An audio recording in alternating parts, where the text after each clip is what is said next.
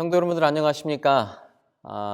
이번 주는 미리 모든 교우들에게 공지하였듯이 연말 기도주일 기간입니다. 그래서 오늘부터 시작해서 수, 목, 금, 토, 안식일까지 4일에 걸쳐서 2020년 연말 기도주일을 진행하도록 하겠습니다.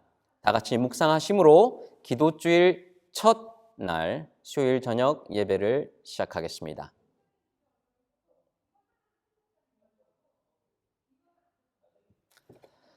여러분, 이 시간은 우리 예배 시작하는 첫 찬미 331장 인내하신 구세주여, 우리 다 같이 부르시겠습니다.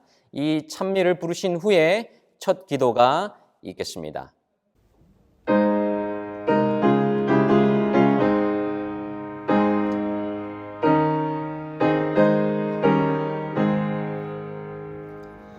인내하신 구세주여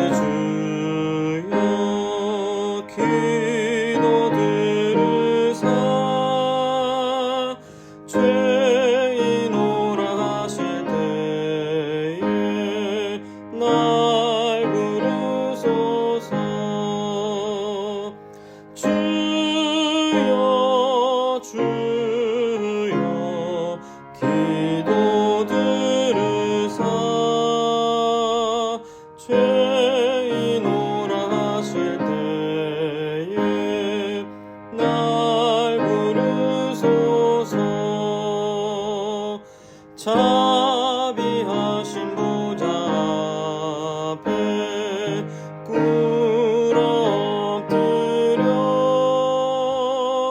자복하고 회개하니 믿음 주소서. 주여 주여 기도 들으사 죄인오라 하실 때에 날 부르소서. 주의 공로 의지하여 주께 가오니 상한 마음을 고치시고 구원하소서. 주여 주여 기도 들으사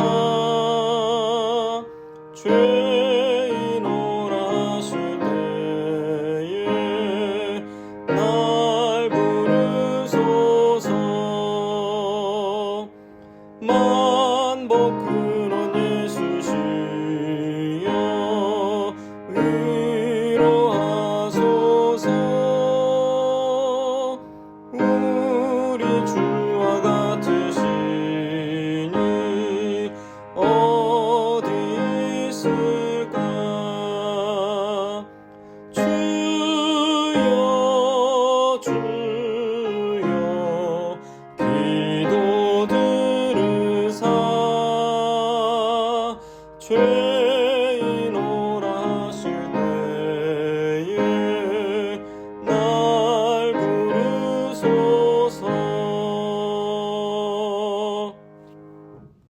우리 죄인들을 사랑해 주시는 하늘에 계신 아버지 하나님, 우리를 아버지의 자녀로 삼아 주시고 말씀 속에서 살아갈 수 있도록 인도해 주셔서 감사합니다. 아버지 하나님, 그러나 저희의 생활은 아버지께 늘 감사하지 못하고 세상 속에서 살아왔습니다. 아버지, 저희들의 부족함을 용서하여 주시옵소서. 이제 2020년 연말 기도 시간을 주셔서 우리의 생활을 다시 한번 뒤돌아볼 수 있게 해 주셔서 감사합니다. 특별히 우리를 위해 귀히 쓰시는 종 양 목사님께서 말씀을 준비해 주셔서 더욱 감사합니다. 우리가 준비된 말씀을 듣고 깨닫는 시간이 되도록 성령님 역사해 주시옵소서.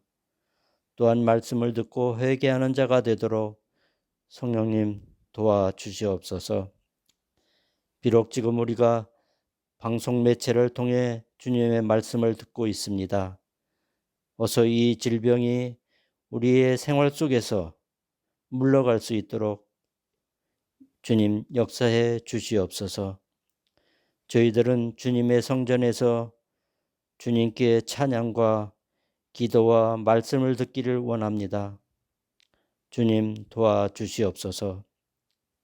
지금 우리가 살아가고 있는 이 세상은 너무 힘들고 바쁘고 두렵고 무서운 생활 환경 속에서 살아가고 있습니다. 죄악의 물결이 홍수처럼 몰려오고 있는 이 생활 속에서 살아가고 있습니다. 주님, 참 진리의 말씀대로 살아갈 수 있도록 성령님 도와주시옵소서. 주님, 택하신 자녀로 남은 백성으로서의 삶을 살아갈 수 있도록 저희들을 인도해 주시옵소서. 오늘 연말 기도의 시간, 첫 시간입니다. 기도의 시간이 마치는 날까지 저희와 함께 해 주시옵시고 각자 있는 곳에서 주님께 예배드리는 주님의 백성들에게 주님의 축복하심이 함께 해 주시옵시기를 예수님의 이름으로 기도드리옵나이다. 아멘. 여러분 이제는 준비된 특창을 들으신 후에 연말 기도주일 강사이신 양강원 목사님의 설교가 있겠습니다.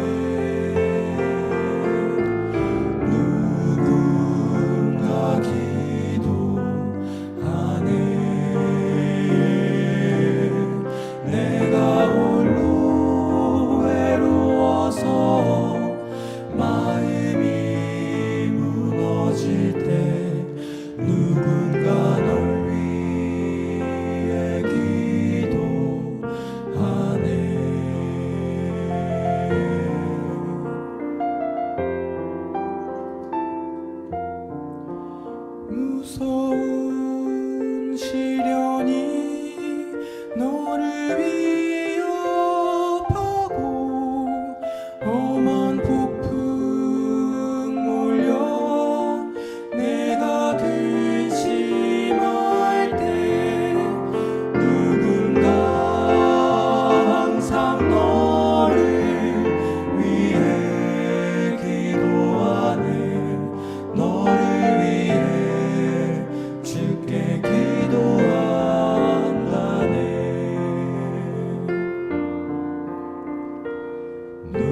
누군가 너를 위해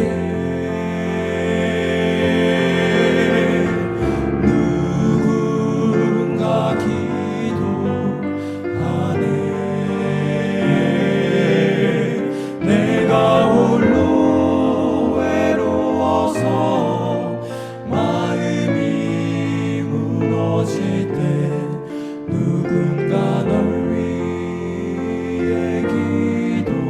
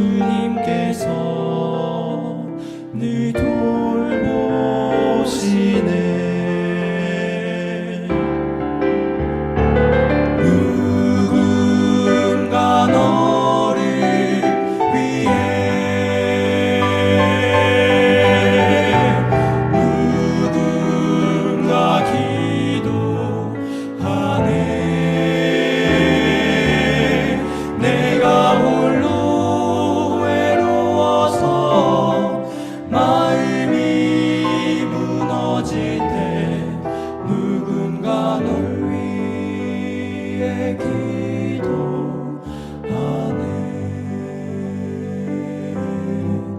누군가 널 위해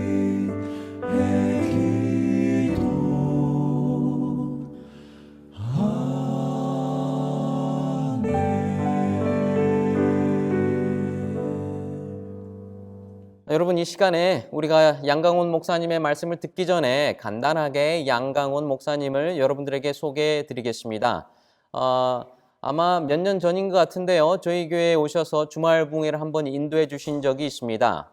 양강원 목사님은 한국의 삼육대학 신학과를 졸업하시고 또 한국의 서중한합회에서 오랫동안 목회를 하신 후에 또 앤드루스 세미나리로 오셔서 세미나리를 마치시고 그리고 제 기억에 아마 2017년인가 같은데요. 2016년 말 2017년 요 정도에 나성중앙교회에 부임하셨습니다. 그래서 현재 나성중앙교회의 부목사로서 나성중앙교회를 섬기고 계십니다. 이번에 특별히 저희 교회 직원회에서는 양강원 목사님을 모시고 올해 2020년도 연말 기도주일을 저희가 진행하기로 결정했습니다. 여러분, 연말 기도주일이 우리 성경의 절기에 어디에 해당한다고 알고 계십니까? 이 연말 기도주일은 우리가 성경의 절기에 비유해서 말할 때 대속죄일에 해당한다라고 말씀을 드립니다.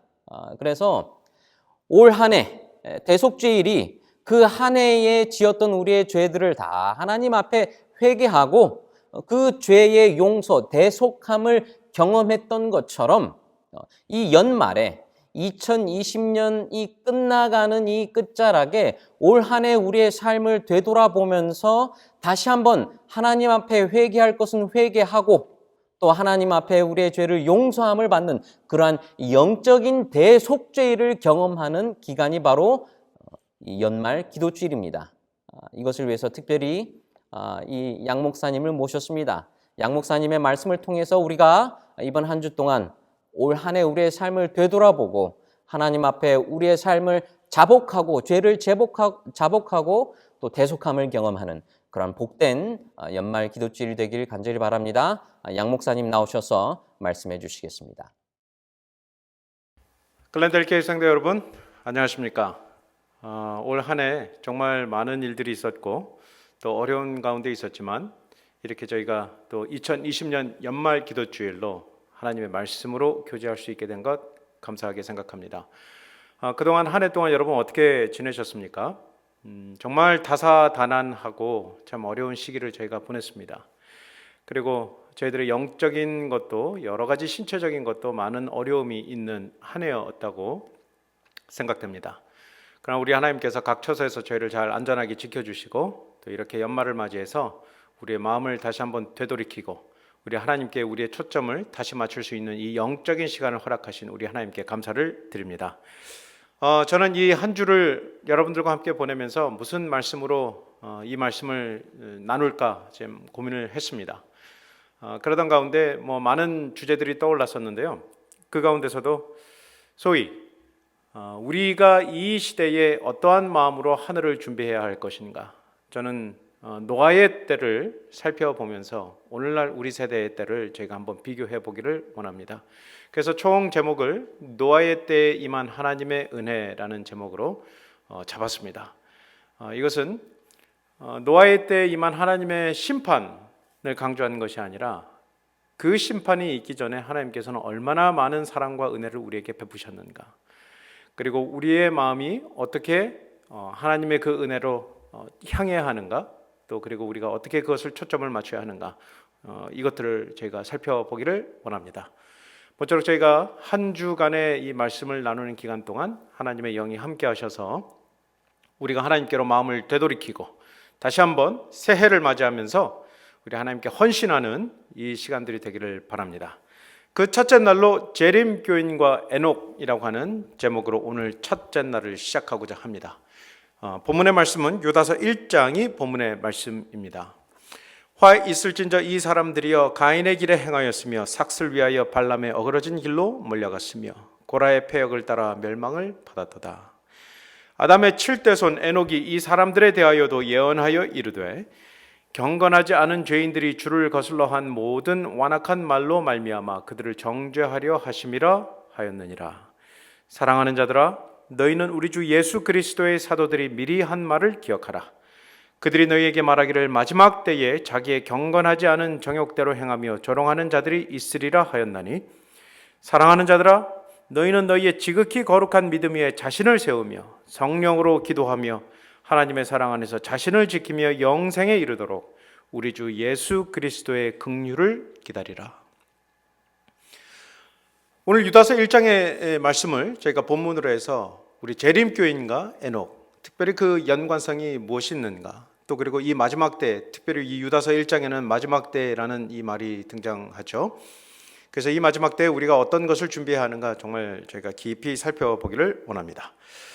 이 말씀의 앞에서 우리가 아담의 계보를 저희가 살펴볼 필요가 있는데요. 아담의 계보, 여러분 아마 이 아담의 계보, 특별히 이 아담의 족보를 잘 아시리라 생각이 듭니다.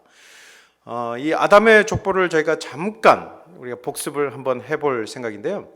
아담이 몇 살까지 살았죠? 네, 벌써 각 처서에서 이 답변하시는 소리가 들립니다. 맞습니다. 아담은 930세까지 살았습니다. 이 아담이 930세까지 산 것, 이것은 굉장한 수명이죠. 그러나 우리가 내일 저희가 살펴보겠지만 무드셀라는 이 930세 더 이상을 살았습니다. 아담의 나이 130세에 아들 셋을 낳았습니다. 세 번째 아들이었죠. 그래서 이름이 셋인지도 모르겠습니다. 세 번째 아들 셋을 낳았는데 이 셋은 그의 나이 105세에 누구를 낳았습니까? 네, 에노스를 낳았습니다. 이 에노스는 그의 나이 90세에 누구를 낳았냐면 게난을 낳았습니다. 이 게난의 나이 70세에 이르러서 그의 아들 마할랄렐이라고 하는 아이를 낳았습니다. 이 마할랄렐은 그의 나이 65세에 야렛을 낳았고, 야렛의 나이 106세에 우리의 주인공 에녹이 태어났습니다. 이 에녹이 이 야렛의 나이 106세에 낳았으니 참 귀한 아들이죠. 에녹 이후에 에녹은 65세, 그의 나이 65세에 무두셀라를 낳았고요. 무두셀라의 나이 187세에 라멕을 낳았습니다. 라멕은 그의 나이 182세에 누구를 낳았습니까? 네, 여러분 뭐 너무 잘 아시죠? 우리 글랜델 교회 성도님들은 수준이 워낙 뛰어나셔서 아마 다 잘 아시리라 생각됩니다. 노아를 낳았습니다. 네, 오늘 이 아담의 족보를 보면 벌써 한눈에 벌써 다 들어오죠. 그런데 아담이 몇 살 때까지 살았냐면 930세까지 살았으니까 누구의 시대까지 살았어요? 네, 라멕의 시대까지 살았습니다. 화이트보이는요, 부조와 선지자 82페이지에 아담은 자자손손 9대에 이르기까지라고 표현하면서 라멕의 시대까지 아담이 살았음을 증거하고 있습니다. 특별히 우리가 노아에 관한 이 사건을 살펴보면서 이것이 왜 중요한가? 이것은 아담의 첫 번째 범죄 이후로 일어났던 하나님의 첫 번째 심판이었습니다. 아담의 범죄 이후로 일어난 그 많은 죄악들이 관영해져 가면서 그것이 쌓이고 쌓여서 그 죄악의 잔이 가득 차게 되었고, 하나님께서는 노아라는 인물을 통해서 하나님의 심판이 어떠하신가를 이 노아를 통해서 보여주셨습니다. 그러므로 우리가 이것을 살펴보는 일은 훗날 있을 하나님의 재림의 기별과도 매우 밀접한 관련이 있음을 우리는 이해해야 합니다. 이 아담의 족보를 볼 때에 여러 후손들이 등장합니다. 아담, 셋, 에노스, 게난, 마할랄렐, 야렛, 에녹, 무드셀라, 그리고 라멕, 노아가 등장합니다. 이 9대에 이르는, 특별히 노아까지 10대에 이르는 이 자손들은 모두 다 한결같은 특징이 있습니다. 그것은 아담의 시대 이후로 그들이 죄악이 어떠한 것인가를 알게 되었고, 그 죄악의 깊이가 얼마나 무서운 것인가를 이 자손들은 알고 있었습니다. 그래서 이 아담이 그 죄악이 어떠한가를 후대에 통해서 그 죄악의 결과들을 설명하고, 그 죄악이 어떻게 끔찍하게 이루어져 왔는가를 그 후대에 증거하게 되었는데요. 셋과 특별히 에녹, 그리고 무드셀라, 노아가 바로 아담의 뜻을 간직한, 다른 말로 하나님의 율법을 보존하는 보존자의 역할로서 그 세대에 최선의 일을 다해서 일을 한 사람들입니다. 화이트는 80페이지, 부조화 선지자 80페이지에 말씀하기를 아담은 하나님의 형상을 따라 죄 없이 창조함을 입었으나 셋은 가인처럼 그 부모의 타락한 성질을 물려받았다. 그러나 그는 또한 구속주에 관한 지식과 의에 대한 교훈을 받아들였습니다. 하나님의 은혜로 그는 하나님을 섬기며 영화롭게 하였고 그는 아벨이 살았더라면 행하였을 바로 그 일, 즉 죄인들의 마음을 그들의 창조주를 공경하고 순종하도록 돌이키기 위하여 노력했다.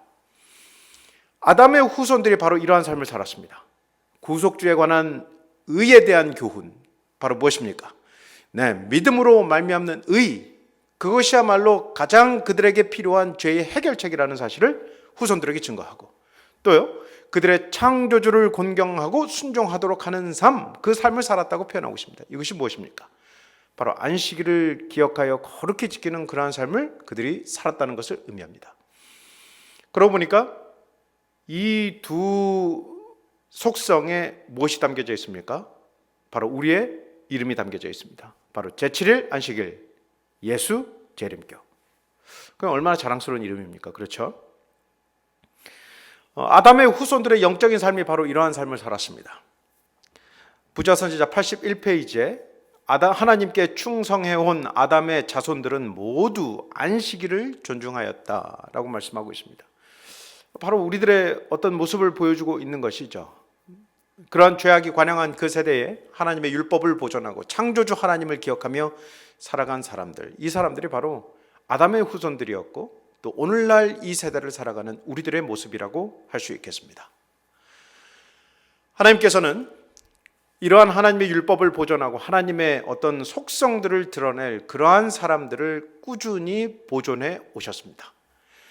화이트 부인은요, 로마서 11장 4절의 말씀을 주석하면서 이렇게 말씀하셨습니다. 그리스도는 매 시대마다 교회를 갖고 계신다. 다른 말로 바꿔 말하면 우리 예수님께서는, 그리스도는 매 시대마다 하나님의 백성, 당신의 백성을 갖고 계신다. 그러므로 이 세대 동안에, 아담의 세대 동안에 하나님의 율법이 희미해져 간 것이 아니라 아담의 후손들을 통해서 하나님의 율법이 보존되고 하나님의 사랑의 기별과 심판의 기별이 동시에 보존되는 그 역할을 수행했다라고 볼 수 있는 것입니다. 그 일을 위해서 누가 헌신했습니까? 저는 오늘 살펴볼 바로 그 에녹이 그 일을 최선을 다해서 했고, 마침내 하나님께서 그를 샘플, 예로 보여주시기 위해서 그를 살아있는 상태로 하늘로 승천시킬 정도로 그의 삶이 하나님께 온전히 헌신된 삶이었습니다. 오늘 여러분들 가지고 계시는 교재에도 나와 있습니다. 84페이지에 죄악의 창궐에도 불구하고 하나님과의 교제를 통하여 향상되고 고결하게 되어 하늘 가족처럼 산 거룩한 사람들의 무리가 있었다. 노란 글씨를 읽습니다. 그들은 크고 거룩한 사명, 즉 그들의 시대 사람들뿐 아니라 후대의 사람들에게도 의의 성품을 개발시키고 경건의 공과를 가르칠 사명을 가졌었다. 그래서 각 시대를 통하여 하나님께서는 충성스러운 증인들과 성심으로 예배하는 자들을 가지고 계신다. 그러면 여러분, 이러한 이 아담의 후손들을 살펴볼 때에, 또 그리고 이 마지막 시대라고 지칭하는 이때에 우리의 위치가 얼마나 중요한 위치인가를 다시 한번 생각해 보게 되는 것입니다. 그들이 가졌던 어떤 사명, 하나님께 대한 그런 사명, 그 사명이 오늘을 살아가는 우리에게 동일한 사명이라는 사실을 여러분 반드시 기억해야 합니다. 유다서 1장 11절, 오늘 본문의 말씀으로 돌아와서요, 이 말씀에 보면 아담의 7대손 에녹이 등장합니다. 그런데 이 7대손 에녹이 누구에 대하여서도 경고의 기별을 주었다고 말씀하고 있습니까? 가인의 길에서 행한 사람들, 곧 경건치 않은 죄인들, 그리고 주를 거슬러 한 모든 완악한 말로 말미암아 그들을 정죄하였다고 말씀하고 있습니다. 그런데 여기서 그치는 것이 아니라 이 에녹의 삶이 어디에까지도 연장선상에 있다고 이야기를 하고 있습니까? 유다서 1장 20절의 말씀에 우리 주 예수 그리스도와 사도들이 한 말을 기억하라. 그들이 너희에게 말하기를 마지막 때에 자기의 경건하지 않은 정욕대로 행하며 조롱하는 자들이 있으리라. 근데 이 말씀을 보면 이 에녹의 시대와 지금 누구의 시대를 비교하고 있습니까? 마지막 때에 사는 사람들의 형편을 비교하고 있습니다.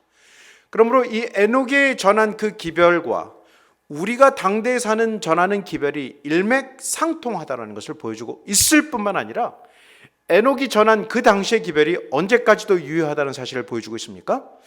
오늘날에 살아가는 모든 사람들에게도 유효한 기별임을 이야기하고 있습니다. 여러분, 에녹이 무슨 기별을 증거했기에 오늘날을 살아가는 사람들에게도 그 기별이 유효하다고 이야기할까요? 그 이야기는 제가 조금 후에, 잠시 후에 나누도록 하겠습니다. 여러분 잘 아시듯이 에녹은 누구일까요? 에녹, 이름이 두 글자라 쉽죠. 이름이 두 글자라 쉽습니다. 에녹. 이 에녹은 성경에서 그렇게 많이 기록되어 있는 사람은 아닙니다. 그러나 이 성경에서 기록되어 있는 여러 가지 힌트들을 찾아서 그에 관하여서 조금씩 기술하고 있는 부분들을 찾아서 볼 때에 에녹이 어떠한 사람이었는가, 또 그리고 어떤 기별을 증거했는가를 어느 정도 우리가 알 수 있을 정도의 충분한 기별을 갖고 있는 사람입니다. 에녹은 첫 번째로 마지막 시대에 등장한 사람입니다.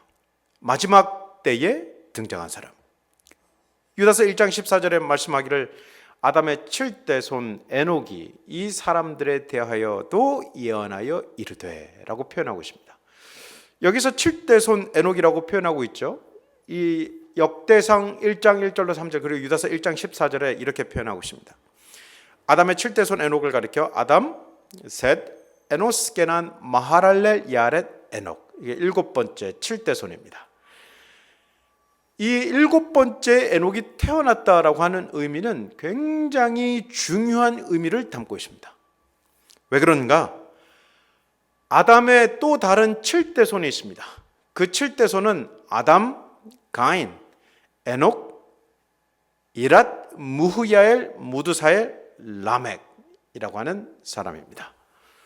이 라멕은 성경에서 자주 등장하는데 이 라멕과 그 라멕이 다릅니다. 이 라멕은 가인의 후손 라멕이고 에녹의 후손에도 노아의 아버지로서의 라멕이 또 다른 라멕이 있죠. 그러니까 이 라멕은 가인의 후손 라멕입니다. 그런데 이 라멕이 어떤 일을 행하였습니까? 창세기 4장 18절로 24절에 보면 라멕이 두 아내를 맞이하였으니 일부 다처제의 시작이라고 말씀하고 있습니다. 그리고 라멕의 후손들이 자기의 재능들을 따라서 하나님을 공경하고 또 그 재능들을 가지고 하나님께 헌신하기보다는 잔인한 것을 만들고 또 즐기고 어떤 자기의 정욕대로 행하는 모든 시초의 근원이 되는 조상들이 되었다라고 성경은 표현하고 있습니다. 그래서 라멕의 죄를 표현하기를 심지어 가인을 위하여는 벌이 7배일진데 라멕을 위하여는 벌이 몇 배라고 이야기를 하고 있습니까? 77배라고 이야기를 하고 있습니다. 그러니 이 라멕이 가인보다 얼마나 더 죄악이 관영한 조상이었는가를 우리가 충분히 이해할 수 있는 것입니다. 그럼 보십시오. 오늘 이 슬라이드를 보시면 아담의 후손 일곱 번째 라멕의 시대에 그와 반하여 아담의 또 다른 후손 누가 등장하고 있습니까? 바로 에녹이 등장하고 있습니다. 라멕의 세대에 지금 누가 등장하고 있습니까? 바로 에녹이 등장하고 있습니다. 이 에녹은 그 죄악이 관영하던 그 시기에 심지어 하나님께서 그 죄악의 잔이 가득 찼다, 이제는 더 이상 셀 수 없다라고 선언한 그 지점에 에녹은 하나님의 사명을 받고 그 죄악의 시대를 꾸짖기 위하여 등장한 선지자였습니다. 마지막 시대에 등장한 자라고 표현한 것처럼 이 에녹은 그 마지막 시대에 홍수의 기별, 그 심판의 기별을 증거하기 위하여 하나님의 말씀을 들고 일어난 선지자였습니다. 이 일곱 번째가 왜 그렇게 중요한가? 성경에서 이 일곱 번째는 매우 중요한 의미를 가지고 있습니다. 하나님께 일곱 번째라고 하는 의미는 우리 유대인들의 어떤 관습과 어떤 사상을 살펴보면 바로 이러한 의미를 담고 있습니다. 아담의 7대손이 에녹이라고 표현하고 있죠. 그런데 유대인들은 아브라함의 7대손을 모세라고 지칭합니다. 아브라함이 이삭을 낳고 이삭이 야곱을 낳고 야곱이 레위를 낳고 레위가 고앗을 낳고 고앗이 아므람을 낳고 아므람이 모세를 낳았습니다. 그리고 다윗 왕도 이새의 7번째 아들이라고 표현하고 있습니다. 그래서 이 사람들의 공통적인 특징들이 무엇이냐? 에녹과 모세와 다윗, 이 사람들의 공통점이 무엇이냐? 하나님께 사랑을 가장 많이 받은 사람들이라는 뜻을 가지고 있습니다. 그래서 7번째는 유대인들은 무엇이라고 생각하냐면요, 유대인들은 순서상으로 7번째가 되는 것이 특별하고 중요한 가치가 있다고 생각한다. 우리의 현인들은 말하기를 모든 7번째는 하나님께 사랑을 받았다고 말한다. 시간 역시 7번째는 거룩하다. 그렇죠. 안식일도 7번째 시간이고 하나님께 거룩하죠. 그래서 성경에서 7번째로 있다라고 하는 의미는 하나님께 가장 많은 사랑을 받았을 뿐만 아니라 하나님께 특별한 존재라고 생각되어지는 것입니다. 그러므로 여러분, 에녹이 7번째라고 하는 사실, 그리고 7번째 죄악이 관영한 그 시대에 에녹이 하나님의 말씀의 기별을 가지고 일어나 선포했다는 사실, 여러분, 우리에게 특별한 의미를 부여하고 있습니다. 요한계시록 말씀에도 7번째 교회가 있죠. 어떤 교회입니까? 네, 라오디게아 교회입니다. 그래서 이 라오디게아 교회 계시록 3장 14절 말씀에 보면 라오디게아 교회의 사자에게 편지하라. 아멘이시오, 충성되고 참된 증인이시오, 하나님 창조의 근본이시니가 이르시되. 창조주 하나님께서 라오디게아 교회에 나타나셨습니다. 그래서 이 7번째 교회 라오디게아 교회에 뭐라고 말씀하셨냐면, 무릇 내가 사랑하는 자를 책망하여 징계하노니 그러므로 내가 열심을 내라 회개하라고 말씀하고 있습니다. 7개의 교회를 보면요, 에베소, 서머나, 버가모, 두아디라, 사데, 빌라델비아, 라오디게아, 이 교회들을 살펴보면 어느 것 하나 내가 사랑하는 자라고 표현한 교회가 없습니다. 그러나 오직 어디에만 이것이 있어요? 라오디게아 교회만 이것이 있습니다. 왜 그렇습니까? 7번째는 하나님께 특별한 존재를 가리키기 때문에 그렇습니다. 그러므로 여러분, 이 7번째는 하나님께서 가장 많이 사랑한 존재라고 표현하고 있는 것이죠.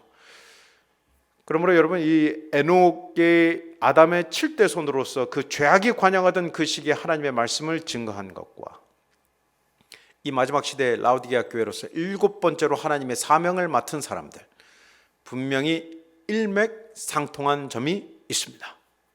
그래서 오늘 제목이 무엇입니까? 재림교인과 에녹입니다. 우리가 이 세대에 곰곰이 한번 생각해 보십시오. 이 세대만큼 풍요롭고 또 하나님의 말씀을 어느 시대보다도 편안하게 누리는 이 세대가 어디 있습니까?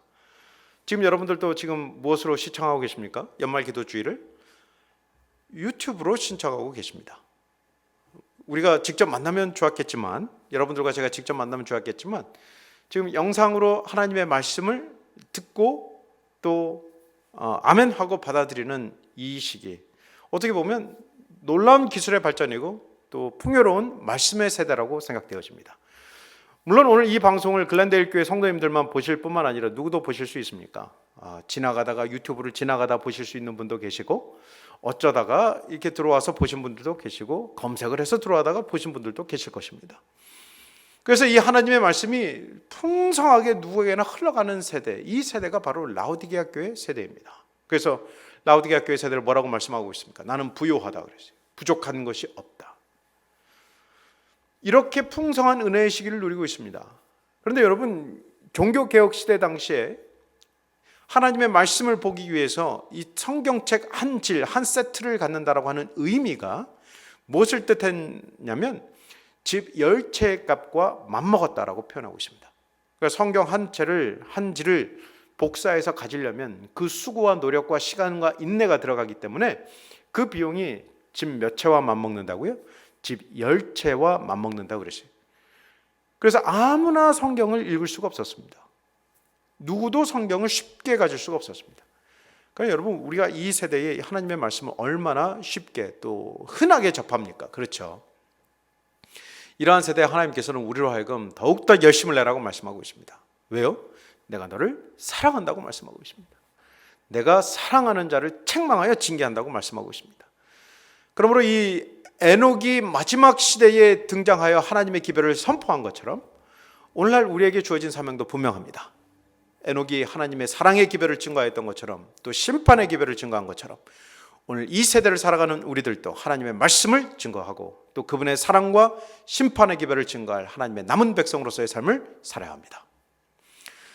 두 번째로 이 에녹은 죄악의 시대에 하나님의 사랑을 가장 높인 자라고 표현될 수 있습니다. 죄악의 시대에 하나님의 사랑을 가장 높인 자.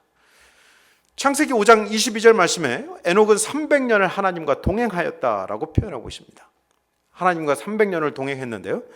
아모스 3장 3절 말씀에 보면 두 사람이 뜻이 같지 않은데 어찌 동행하겠으며, 개역 한글 성경에는 두 사람이 의합지 않으면 어찌 동행하겠으며 라고 표현하고 있죠.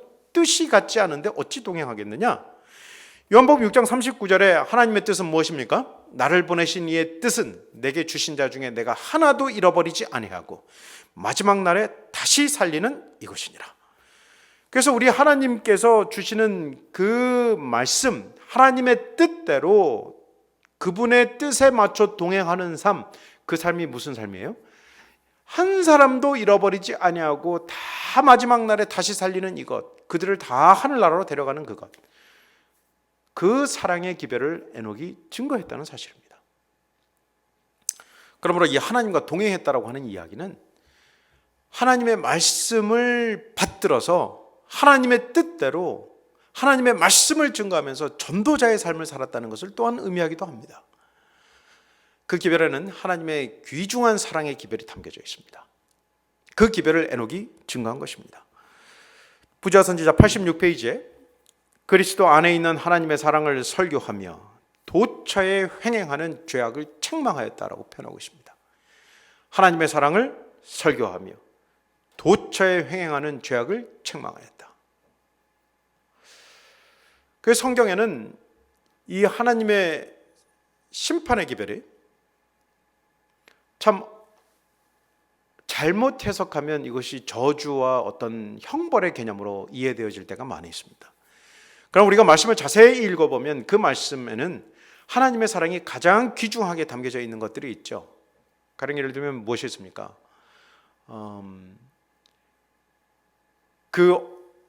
우리의 오른손에나 이마에 짐승의 표를 받지 말라고 말씀하시죠. 그 진노의 잔에 섞인 것이 없이 부은 포도주라. 그리고 그것을 마시게 될 거라고 우리 계시록 14장에 말씀하고 있죠. 그 진노의 연기가 어린 양과 그 하나님 앞에서 세세토록 올라가리로다라고 말씀하고 있는 것. 여러분 그 말씀 보면 무섭습니까? 무섭지 않습니까? 엄청 무섭습니다. 저는 어렸을 때 그 말씀 계시록 14장 말씀을 읽고 이렇게 살면 안 되겠다 그런 생각을 할 정도로 대단히 무서운 장면이었습니다. 그런데 우리 한국말에는 아 다르고 다르다는 말이 있습니다. 그래서 이것을 이렇게 읽으면 그렇게 되지만 이것을 다른 방향으로 읽으면 하나님의 깊은 사랑의 의미라는 사실을 우리는 또 발견할 수 있게 되는 것이죠. 그 말은 무슨 말입니까? 하라는 얘기입니까? 하지 말라는 얘기입니까? 하지 말라는 얘기입니다.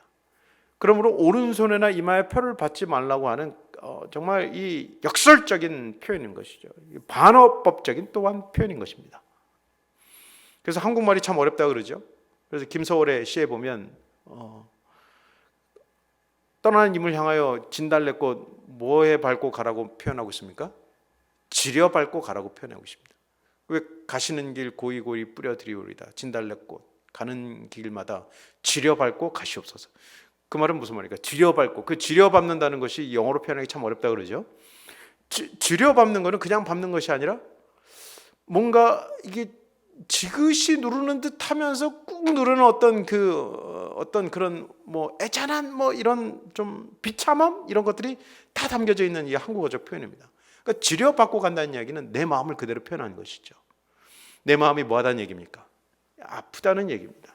진달래꽃이 이렇게 지려 밟아져서 허물어지는 것, 이렇게 지려져서 정말 흐드러지는 것, 이것을 보면 내 마음을 그대로 표현하는 것입니다. 그 말은 무슨 말입니까? 가시는 님이 다시 돌아오길 바라는 어떤 그 마음을 가지고 있습니다.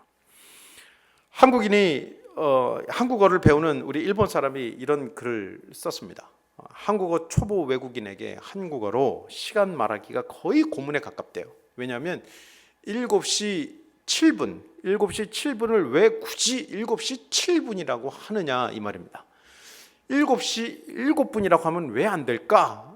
이렇게 표현을 해놨는데 신기하다 이거죠. 7시 7분이라고 해버리면 왜 고깃집 화이트보드에 예약자 7시에 7명이 된다라는 문구가 되는 건가? 이렇게 완전히 다른 뜻이 된다. 뭐 이 뜻입니다. 그래서 7시 7분이라고 하면 7시에 7분이 온다. 그 뜻이잖아요. 그래서 우리가 7시 7분을 7시 7분이라고 읽죠. 이것이 이제 한국 사람들이 가지고 있는 특별한 숫자 개념입니다. 그전에는 몰랐는데 외국인들이 이거 배우기가 너무 어렵대요. 7시 7분, 뭐 7시 13분 뭐 그렇답니다. 그런데 어려운 점이 또 하나 있다고 표현하고 있습니다. 어려운 점이 또 하나 있다. 일의 고유어는 분명히 하나라고 배웠는데 하나시가 아니라 한시가 아니라 한시, 하나시가 아니라 한시. 그러니까 일의 고유어는 분명히 하나 이건데 왜 시간을 읽을 때 숫자를 하나시가 아니라 왜 한시라고 하는가? 그래서 둘이라고 하는 이 단어, 둘시가 아니고 왜 두시가 되는가? 셋이라고 배웠는데 셋시가 아니고 셋시, 넷시, 다섯시. 근데 왜 또 다섯시는 다섯이냐, 여섯이냐? 그래서 이것을 배우기가 너무 어렵다고 이제 일본 사람이 적어놓은 것입니다. 여러분 뭐 자연스럽게 배우셨으니까 어려운 점이 하나도 없으시죠? 근데 이 한국말이 이렇게 어렵다 그래요. 그래서 이 한국말이 얼마나 더 어렵냐면 한 사람이 국어 문제를 내었습니다. 보기의 상황에서 아들의 대답으로 적절한 것이 무엇이냐 이것입니다. 이제 시험을 앞둔 아들이 컴퓨터 게임을 하고 있는 상황에서 엄마가 화가 난 투로 잘한다 이렇게 하고 간 것입니다. 그때의 아들의 대답으로 적절한 것이 무엇일까요? 여러분 한번 골라보십시오. 이 방송을 보고 계시는 분들 한번 골라보십시오. 1번 엄마가 잘한다 이러고 갔어요. 아들이 감사합니다. 더 열심히 하겠습니다. 이런 것입니다. 정답입니까? 2번 어머니 제 마음을 역시 이해해 주시는군요. 3번 따뜻한 격려의 말씀에 더욱 힘이 납니다. 4번 어머니의 칭찬에 몸둘 바를 모르겠어요. 5번 죄송해요. 하지만 정말 지금 막 시작했어요. 여러분 정답은 몇 번입니까? 잘한다. 그래 잘한다. 정답은 5번이 가장 가까운 정답이겠죠. 네. 이 잘한다라는 이 표현을 잘 알아들어야 됩니다. 이게 정말 잘해서 잘하는 걸까요? 아니죠. 그 상황과 어떤 이 상황을 볼 때 이 잘한다는 너의 행동이 그 너의 행동을 이게 비꼬는 그래서 이 반어적으로 표현하는 이 엄마의 꾸지람이었습니다. 그런 가운데서는 죄송해요. 지금 막 시작했어요라고 변명을 해야죠. 그리고 미안하다는 얘기를 해야겠죠. 그래서 우리 하나님의 사랑의 기별을 우리가 심판의 기별과 접목할 때에 이것이 사실은 같은 것입니다. 그러나 이것을 어떻게 보느냐에 따라서 하나님의 말씀이 무서운 것으로 받아들여질 수 있는 반면에 심판의 기별로 받아들여질 수 있는 반면에 우리가 이것을 어떻게 보느냐에 따라서 하나님의 사랑의 기별로 우리에게 다가오는 것. 이것이 하나님의 복음의 힘입니다. 부자 선지자 87페이지에 그러므로 그 당시에 에녹은 하나님의 집을 사모하는 그의 마음이 더욱 열렬해졌다 그랬습니다. 하나님과의 동행하는 어떤 그 삶을 통해서 하나님께서 이 세상을 얼마나 사랑하시는가를 깨닫고 이 세상의 죄악의 관영함을 버리고 하나님의 집으로 올라가서 살기를 그가 무척 소망하였다라고 표현하고 있습니다. 그리고 에녹은요 심판의 기별을 증거합니다. 여러분이 가지신 교재 9번의 해답입니다. 아담의 7대손 에녹이 유다서 1장 14절 15절 말씀에 아담의 7대손 이 에녹이 경건치 않은 죄인들이 주를 거슬러 한 모든 완악한 말로 말미암아 그들을 정죄하려 하십니다. 아담이 무엇을 증거한 것입니까? 사랑의 기별도 증거했지만 무슨 기별을 증거했어요? 심판의 기별을 증거한 것입니다. 하나님의 말씀이 임하였을 때 그들에게 어떤 결과가 올 것이라고 하는 것을 말씀으로 그들의 세대에 증거한 것입니다. 우리 글랜델 교회는 참 수준 있는 교회이죠. 그래서 히브리어 헬라어를 조금 이렇게 해도 여러분들이 잘 이해하시는 교회라는 것을 제가 잘 알고 있습니다. 그래서 여러분들에게 히브리어 단어, 한 흥미로운 단어 하나를 여러분들에게 소개해 드리기를 원합니다. 이 단어 다 함께 한번 읽어보실까요? 시작. 네, 잘 읽으셨습니다. 맞습니다. 바로 그 단어입니다. 네, 파카드라고 하는 단어입니다. 이 파카드라고 하는 이 단어는요, 히브리어에는 어떤 우리나라 말도 그런 말들이 있지만 여러 의미를 내포하는, 동시에 다중의 의미를 내포하는 의미들이 많이 있습니다. 이제 무엇이냐면 첫 번째는 나를 미워하는 자의 죄를 갚되라는 표현입니다. 죄를 갚되, 죄를 갚는 것. 이거 심판의 기별이죠. 죄를 갚되라는 표현. 찾아오셔서 그들을 벌하신다. 찾아오다라는 말과 동일한 말입니다. 파카드는 방문하다, 찾아오다라는 뜻입니다. 찾아오셔서 그들을 벌하신다. 파카드, 비지트라는 뜻을 갖고 있습니다. 사무엘상 20장 5절 말씀에는 묻다라는 뜻을 가지고 있습니다. 너에게 묻다, ask라는 뜻을 가지고 있어요. 다양한 뜻을 가지고 있습니다. 네 번째, 돌보시다, 방문하다, 가꾸다, care하시다라는 뜻을 가지고 있습니다. 그래서 사라가 잉태했을 때 하나님께서 나를 돌보셨으니라는 표현, 그 표현이 바로 이 파카드라는 표현인데 이것이 여러 의미로 쓰입니다. 나를 찾아오셔서 돌보시고 나를 이해해 주시는 분이시면서 내가 어디 있냐고 물으시는 분이시면서 또 찾아오셔서 그들을 벌하시는 심판자의 기별이면서 죄를 갚는 하나님의 무시무시한 심판장의 역할로 등장하는 단어, 이 파카드라고 하는 단어입니다. 그러므로 우리가 이 단어에서 보듯이 무슨 의미가 있습니까? 하나님의 기별에는 사랑의 기별과 심판의 기별이 동시에 양존한다는 사실을 우리는 분명히 이해해야 합니다. 그러므로 하나님께서 이 땅에 오신다, 우리의 형편 가운데로 들어오신다라고 하는 이야기는 굉장히 중요한 의미를 내포하고 있습니다. 하나님께서 우리를 이해하시고 돌보시기 위해서 오시기도 오시지만 하나님께서 우리 삶 가운데 들어오신다라고 하는 의미는 하나님의 심판이 반드시 있다라는 그 의미를 또한 내포하고 있습니다.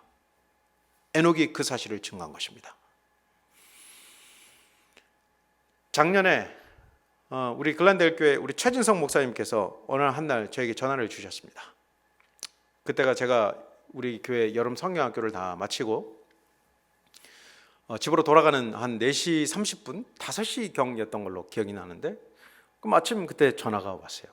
그래서 이 전화 운전을 하면서 이 전화의 블루투스와 이 전화기가 서로 연결되어서 그 자동차로 이렇게 전화를 받았어야 했는데 그 기능이 이렇게 잠깐 이렇게 안 되는 사이에 전화를 받아야 돼서 제가 급하게 손으로 전화를 받고 이것을 귀에다가 댈 수는 없으니까 스피커폰으로 켜서 운전대에 가까운 곳에 두고 통화를 하면서 운전을 하기 시작했습니다. 결론부터 말씀을 드립니다. 이것은 굉장히 안 좋은 것입니다. 그러면 여러분 절대로 운전하실 때는 휴대전화를 손에 들고 전화를 하시면 안 됩니다. 그 반면 교사를 제가 말씀드리려고 하는 것입니다. 그래서 그것을 이제 들고 통화를 하면서 이제 한참을 한 5분 정도를 가고 있는데 갑자기 제 옆에 경찰이 나타났습니다. 사진 보이시나요? 이 잘생긴 정말 보안관이 우리 캘리포니아 보안관은 아니지만 이렇게 생긴 분이 제 옆으로 다가오시면서 제가 운전하는 창문을 뚫어져라 쳐다보시면서 저와 함께 동행하고 계시는 것을 발견하게 되었습니다. 그래서 제가 오른쪽을 봤는데 제 손에는 지금 뭐가 있어요? 핸드폰이 물론 귀에는 되지는 않았지만 핸드폰이 운전석 가까이에 있어서 제 손에 들고 있었고 제 오른쪽에는 지금 누가 계셨어요? 네, 잘생긴 보안관, 선글라스를 끼신 분이 저와 함께 동행하시면서 제 모든 행동을 다 보고 계셨던 것입니다. 그분이 뭐라고 하셨을까요? 차를 저쪽으로 대라고 말씀하시더라고요. 그래서 우리 최진성 목사님 때문에 핸드폰을 들고 전화를 한 까닭에 상당한 벌금을 내었습니다. 감사합니다. 이 자리를 빌어서 제가 참 감사의 말씀을 드립니다. 물론 우리 목사님의 잘못이겠습니까? 제가 그것을 들고 한 것이 제 잘못이죠. 그런데 여기서 제가 무엇을 느꼈냐면요, 평소에는 이 경찰을 보면 무섭잖아요. 그런 어려운 상황 가운데서 경찰이 오면 참 반갑더라고요. 그래서 모자란 거 없냐, 또 왜 여기 차를 세워놨냐, 내가 도와줄 건 없냐, 또 이런 분들이 우리 시민들을 위해서 봉사하시는 경찰들이시니까 그런 분들이 오면 참 반갑더라고요. 그러나 또 경찰이 이렇게 지나가면 이렇게 자세를 바로 고쳐 앉게 되고, 내가 잘못한 건 없나 이렇게 살펴보게 되는 것, 이 또 경찰의 위치라고 할 수 있겠습니다. 그런데 여러분, 이 경찰이 저와 함께 동행했다는 사실, 그리고 창문 너머 제가 운전하는 모든 것을 바라보고 있다는 사실, 여러분 같으면 그것이 불쾌하시겠습니까? 아니면 행복하시고 좋으시겠습니까? 그 복잡 미묘한 감정들이 그 짧은 순간 안에 다 들었습니다. 이 창문 너머로 내 개인적인 사적인 공간 안으로 선글라스를 끼신 그 멋진 보안관이 그것을 넘어서 바라보실 때 나의 모든 민낯이 드러나는 그 순간이었습니다. 하나님께서 우리 삶 가운데로 들어오신다라고 하는 것, 바로 그러한 의미를 담고 있습니다. 우리 사랑의 하나님께서 우리의 아픈 것과 연약한 것을 돌보시기 위하여 이 땅에 오시기도 하시지만, 우리 삶 가운데 개입하시기도 하시지만, 우리 삶 가운데 개입하신다라고 하는 의미는 하나님께서 우리 삶을 또한 규정하고 정의하신다라는 그 심판의 기별도 동시에 담고 있습니다. 그러므로 여러분, 우리가 어떤 하나님을 맞이해야 하겠습니까? 하나님의 임재를 우리가 맞이하기 위해서 얼마나 많은 준비를 해야 할까요? 우리가 기도를 하는 것, 또 하나님께서 우리와 함께 동행해달라고 하는 것, 이것은 정말 우리 편에서 얼마나 많은 하나님께 대한 준비가 있어야 되는 것, 이것을 또한 말씀하고 있는 것입니다. 부자선지자 87페이지 말씀에 사람들의 사악함은 극에 달하여 그들에게 멸망이 선고되었다. 그러나 신앙의 증인 에녹은 그의 길에 서서 경고하고 간청하고 탄원하고 그 죄악의 조수를 밀어내어 복수의 심판을 멈추게 하려고 노력하였다. 이것이 에녹의 삶이었습니다. 사랑의 기별과 심판의 기별을 동시에 증거하였습니다. 하나님께 간청하고 탄원하고 사람들로 하여금 애원하고 그 길에서 돌아서라고 권면하면서 그 죄악의 조수를, 밀려 들어오는 그 파도를 밀어내려고, 하나님 복수의 심판을 멈추게 하려고 최선을 다하여 노력하였다라고 표현하고 있습니다. 마침내 이 에녹은 이 삶이 그의 어떤 기별이 됨으로 말미암아 결국 하나님께서 그에게 무엇을 허락하여 보여주셨냐면, 부자선지자 86페이지에 에녹에게 홍수로 세상을 멸망시킬 그분의 의도를 나타내셨다. 그를 홍수 후에 대대의 사람들과 그리스도의 재림과 세상의 종말에 관계된 큰 사건들을 보여주셨다.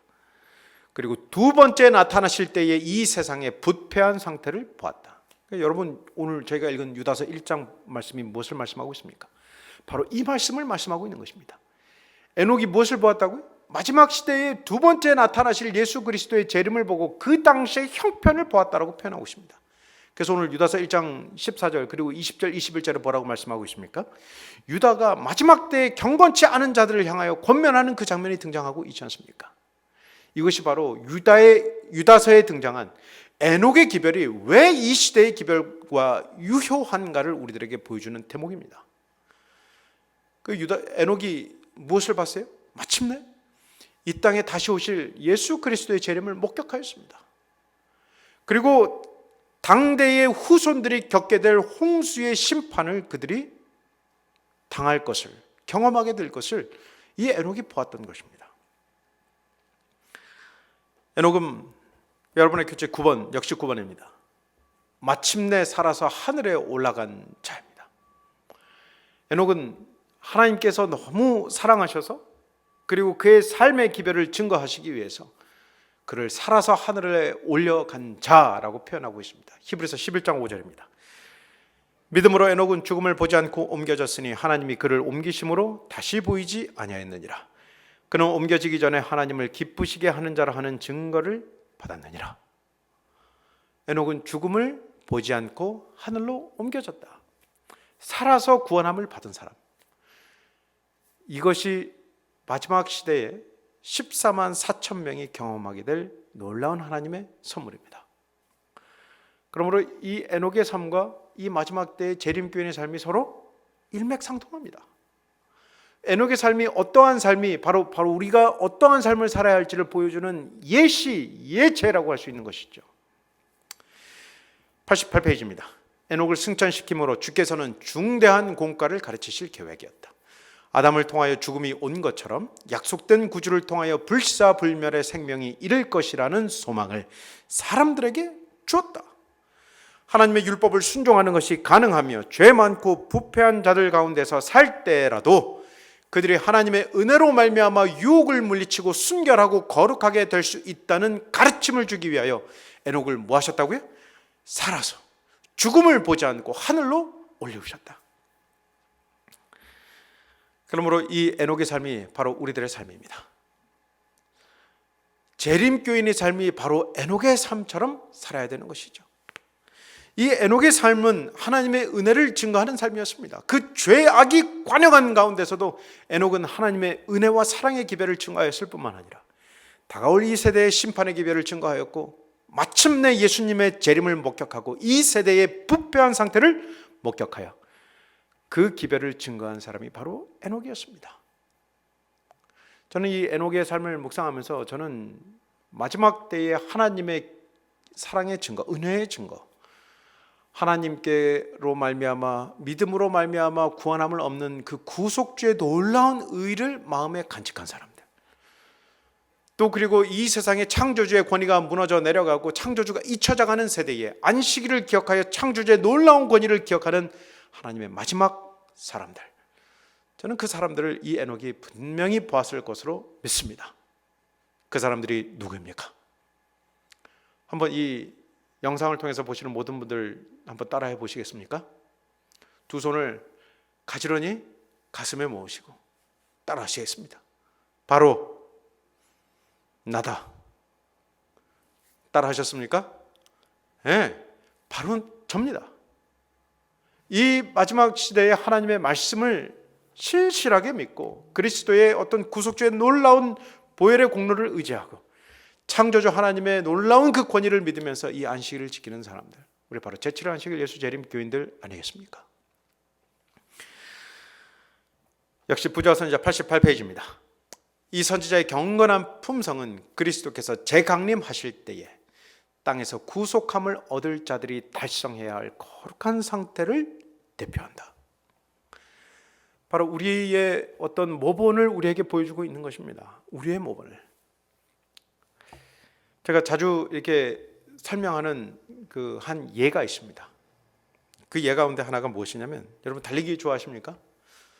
달리기 좋아하는 사람들은 뭐 많을 리가 없죠. 얼마나 힘들고 고된 운동입니까? 근데 또 이 선천적으로 달리기를 좋아하시는 분들도 있죠. 근데 이 달리기 가운데서도 계주, 이어 달리기는 참 이 많은 전략과 많은 어떤 그 스트래티지, 그 어떤 전략들이 필요한 경기입니다. 그래서 4명이 선수가 뛰거든요. 첫 번째 선수, 두 번째 선수, 세 번째 선수, 네 번째 선수가 뜁니다. 그래서 제가 이렇게 많은 분들에게 물어봅니다. 여러분 같으면 몇 번째 선수로 뛰고 싶으세요? 라고 물어보면 대부분 어떤 분들은 첫 번째 선수로 뛰기를 원한대요. 왜 그러냐고 물어보면 얼른 뛰고 돌아와서 쉬겠다 이것이죠. 첫 번째로 얼른 뛰고 나머지 2, 3, 4는 이렇게 관망하겠다. 자기가 할 일 최선을 다하고 관망하겠다. 이런 분들이 첫 번째로 뛰더라고요. 그 어떤 분들은 네 번째 선수로 뛰고 싶으시대요. 왜 그렇게 물어보냐면 첫 번째, 두 번째, 세 번째 선수의 결과에 따라서 네 번째 선수의 그 승리 여부가 판가름되기 때문에 자기는 그 책임에 대한 무거운 부담감 때문에 자기는 네 번째 뛰지 않겠다, 이렇게 말씀하시는 분들이 꽤 많더라고요. 여러분들은 몇 번째 선수로 뛰고 싶으십니까? 그런데 놀라운 것은 두 번째나 세 번째로 뛰겠다는 분들은 많이 없으시더라고요. 보통 첫 번째나 네 번째 뛰겠다고 말씀하세요. 그러면서 제가 말씀하기로, 여러분들은 책임을 지기 싫어하는 분들이시군요 라고 하면 뭐 대부분 그렇게 웃으시면서 인정을 하십니다. 그런데 사실은 첫 번째 선수와 네 번째 선수, 두 번째 선수, 세 번째 선수 모두 다 중요합니다. 다 각기 역할 때문에 그 포지션을 갖고 뜹니다. 첫 번째 선수는요, 출발이 빠르고 가속을 잘하는 선수가 첫 번째 선수입니다. 뛰어나가야 되겠죠. 다른 선수를 압도해야 합니다. 400m 경주, 특별히 이 짧은 시간 안에 빠른 승부가 나는 이 400m 경기에서는 첫 번째 선수가 출발이 빠르고 가속을 잘해야 돼요.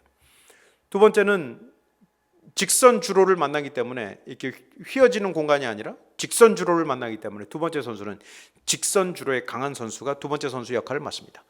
세 번째는 곡선 주로, 다시 곡선이 나타나죠. 곡선 주로에서 가속을 잘하는 선수가 세 번째 선수고요. 마지막에는 직선 주로에도 강하고 승부 군성도 있어야 되며 가장 빠른 선수가 네 번째 선수로 뽑힙니다. 그러면 여러분, 네 번째라고 답하신 분들 이런 재능들이 있으십니까? 그럼 아무나 네 번째 선수 뛰는 것 아니죠. 보니까 직선 주로에도 강하고 승부 근성도 있어야 되고 가장 빠른 선수가 네 번째 선수여야 합니다. 근데 1600m 경기는요, 400m를 4번 도는 경기잖아요. 좀 시간이 걸리는 경기입니다. 여기서는 두 번째로 빠른 선수, 세 번째로 빠른 선수, 가장 느린 선수, 그 다음에 네 번째 마지막 선수가 가장 빠르고 투지력이 좋은 선수. 그런데 이 두 경기 가운데 공통점이 있습니다. 바로 마지막 주자, 네 번째 주자입니다. 이 네 번째 주자는 공통점이 있는데 승부군성이 있어야 되며 빠르고 투지력이 있는 선수를 마지막 주자로 세웁니다. 오늘 저는 이 말씀을 통해서 우리가 몇 번째 주자라고 여러분들에게 말씀드렸습니까? 하나님의 가장 사랑하는 교회, 7번째 주자, 마지막 교회입니다. 이 교회는 가장 빠르고 하나님의 복음의 말씀이 가장 신속하게 증거될 교회이며 가장 투지력이 좋은 교회이며 가장 승부근성이 있는 교회입니다. 마치 누구처럼 말이죠? 에녹처럼 말입니다. 사랑하는 성도 여러분, 우리가 아직 보기에는 영적인 형편이 아직은 어린 듯 보이고 더 성장해야 될 여러 가지 것들이 보이고 내 개인의 신앙의 면모를 볼 때 아직 성장해야 될 것들이 많이 있는 것처럼 보이지만, 그러나 기억하십시오. 하나님께서 이 전 세대의 역사를 통해서 가장 사랑하시는 교회, 마지막 사명, 귀중한 사명을 맡겨주신 교회는 바로 여러분입니다. 라오디게아 교회 마지막 7번째 주자 바로 우리라고 말씀하고 계십니다. 이 사진 한번 보십시오. 아주 어린 생선이라고 하기에는 생선이라고 하면 안 되죠. 물고기를 생선이라고 하면 죽은 상태가 된 거니까 물고기, 아주 어린 물고기입니다. 이 어린 물고기가 손가락 안에서 놀 정도로 아주 연약한 치어입니다. 이것이 조금 크고 조금 더 자라서 마침내 청새치가 됩니다. 그 작은 물고기가 사람의 키를 2-3배를 압도하는 가장 큰 청새치로 자라납니다. 여러분, 우리의 형편이 작다 할지라도 여러분, 이 계시록 말씀에는 우리의 형편을 그렇게 보고 있지 않습니다. 큰 음성을 가진 자들이라고 표현하고 있습니다. 하나님의 품성을 대변할, 하나님의 사랑과 어떤 심판의 기별을 증거할 성령 충만함을 입은 큰 무리여 큰 군대라고 표현하고 있습니다. 그러면 여러분, 우리가 자신감을 가지시게 되길 바랍니다. 그리고 내가 하나님의 사랑을 깊이 깨달아 알아서 그 죄악이 관영한 세대의 그 쩌렁쩌렁한 한마디의 목소리로 세상을 압도한 에녹처럼 우리가 그러한 사람으로 준비되어야 되지 않겠습니까? 그 죄악이 관영한 세대의 에녹이라고 하는 한 사람을 통해서 홍수라고 하는 심판의 기별을 증거하셨을 뿐만 아니라 그러나 준비하라는 하나님의 은혜의 기별을 동시에 증거하셨습니다. 그 기별을 이 마지막 시대에 살아가는 바로 저와 여러분들에게 하나님께서 이렇게 말씀하셨습니다. 라오디게아 교회 사자에게 편지하라. 아멘이시요 충성되고 참된 증인이시오 하나님의 창조의 근본이시니가 이르되 무릇 내가 사랑하는 자를 책망하여 징계하노니 그러므로 내가 열심을 내라 회개하라고 말씀하고 있습니다. 저는 이 말씀을 읽을 때마다 하나님께서 꾸짖는 것 같지 않습니다. 저는 이 말씀을 보면서 늘 하나님께서 우리와 함께 하시길 원하는, 이 라우디가 교회에 뭐라고 말씀하셨습니까? 문을 두드리시는 분으로 나오잖아요. 저희가 내일과 그 훗날에도 계속 살펴보겠습니다. 하나님께서 정말 사랑하셔서 우리에게 다가가기를 원하시는 하나님 편에서의 어떤 그 사랑으로 저는 늘 이해합니다. 그러므로 내가 너를 책망하여 징계한다는 이야기는 사랑의 기별이요 따뜻한 권면의 말씀입니다. 뭐라고 말씀하셨습니까? 열심을 내라, 회개하라, 최선을 다하여 싸우라고 말씀하고 있습니다. 그리고 그 마지막이 어떠함을 우리는 에녹을 통해서 볼 수 있게 되는 것입니다. 저는 오늘 한 이야기를 드리고 오늘 이 말씀을 마치고자 합니다. 오늘 여러분들이 보실 이 영상은 군에서 근무하는 아버지가 오랜 시간 동안 이 해외 파병으로 나가 있다가 아들 모르게 등장하는 장면입니다. 이 아들이 태권도를 하고 있거든요. 열심히 자기 최선을 위해서 다 싸우고 있습니다. 그때 아버지가, 멀리만 있는 줄 알았던 이 아버지가 어느 날 깜짝스럽게 나타나는 장면입니다. 여러분 다 함께 보시겠습니다.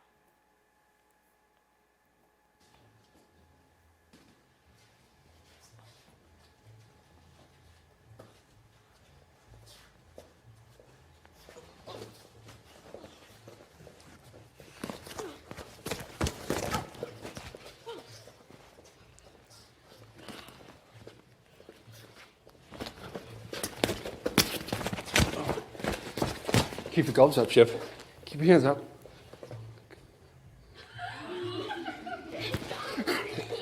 Come on, Shiv. Come on. Say it again. Daddy?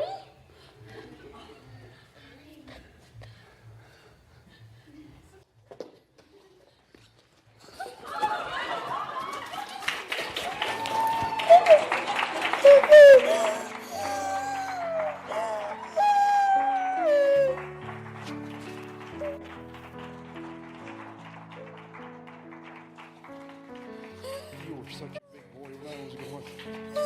I'm so proud of you. 사랑하는 성도 여러분, 이 말씀을 보면서 저희는 하나님의 사랑이 얼마나 우리를 강권하시는가를 다시 한번 깨닫습니다.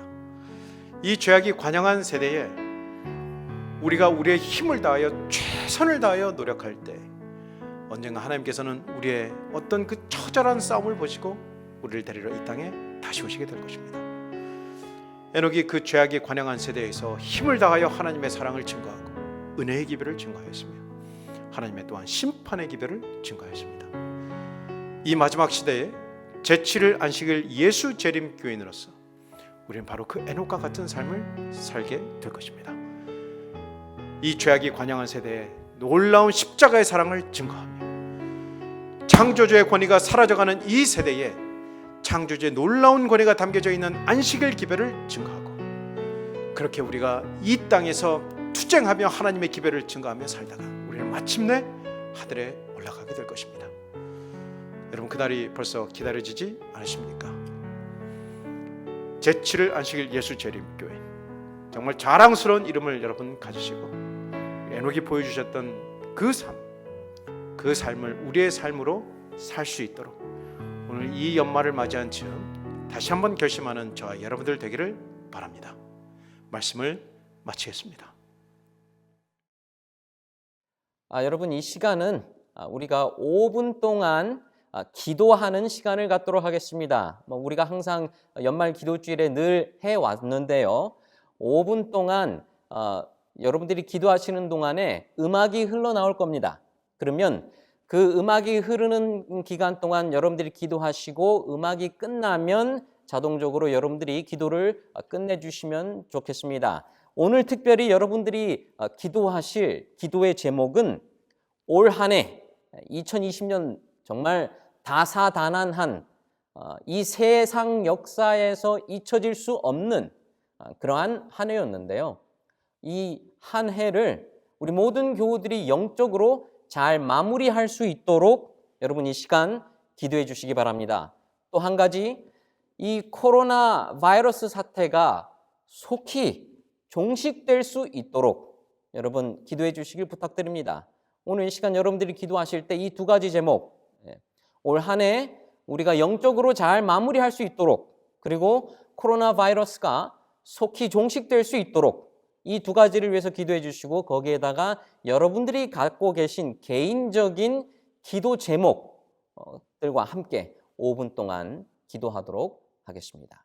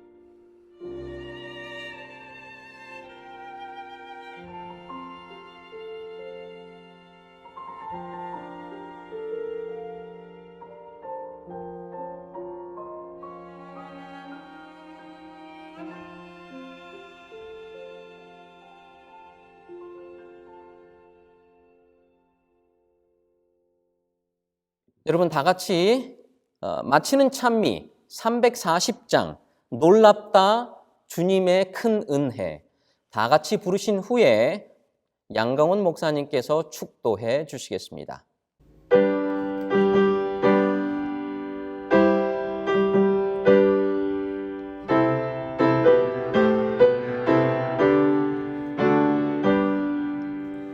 놀랍다 주님의 큰 은혜 우리의 죄를 속하시려 갈바리 십자가 위에서 그 귀한 보혈을 흘렸네 주의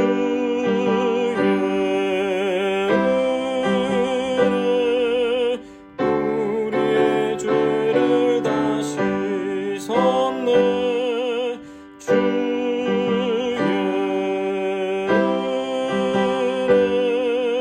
우리의 죄를 다 씻었네 죄악은 사나운 물처럼 우리의 영혼 위협하나 피할 수 없는 주의를 십자가 위에서 보았네 주의 은혜 우리의 죄를 다 씻었네 주의 은혜 우리의 죄를 다 씻었네 죄악에 물든 이 영혼을 주님의 피가 씻어주네 값없이 주시는 그 피에 눈보다 더 이게 씻으라 주의 은혜 우리의 죄를 다 씻었네 주의 은혜 우리의 죄를 다 씻었네 피할 수 없는 그 은혜를 믿는 자에게 거저주네 형제여 지체치 말고서 주 앞에 나와서 받으라 주의 은혜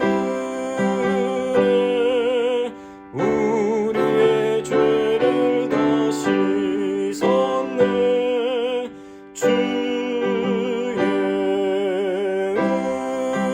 은혜 우리의 죄를 다 씻었네 사랑이 많으신 하늘 아버지, 저희들에게 오늘 이렇게 귀한 말씀으로 에녹의 삶을 다시 한번 살펴볼 수 있도록 인도해 주셔서 감사합니다. 아버지, 이 에녹의 이 모본은 그의 후손들에게 영향을 끼쳐서 마침내 노아라고 하는 걸출한 하나님의 율법의 사람, 또 의의 사람을 남기셨습니다. 그리고 또한 이 말세의 마지막 예로 우리들에게 모본으로 보여주시기 위하여 이 에녹의 삶을 다시 한번 조명하게 하시고 또 그 삶이 바로 우리의 삶이 될 수 있도록 인도하여 주신 것 감사합니다. 아버지, 모든 것이 어려운, 또 모든 지표가 어려운 상황을 나타내는 이때에 우리의 마음을 다시 하늘로 모으게 하여 주시고 다시 한번 재림을 소망하며 이 시대에 하나님의 사랑의 기별을 증거하는 하나님의 귀한 백성들로 준비될 수 있도록 우리를 축복하여 주시옵소서. 내일 만날 때까지 각 처소에서 하나님의 보호하심으로 지켜주시옵기를 사랑 많으신 예수님 이름으로 기도합니다. 아멘. 감사합니다. 여러분, 이것으로써 기도주일 첫날 예배를 마칩니다. 또 내일 여러분들 찾아뵙겠습니다. 좋은 밤 되십시오.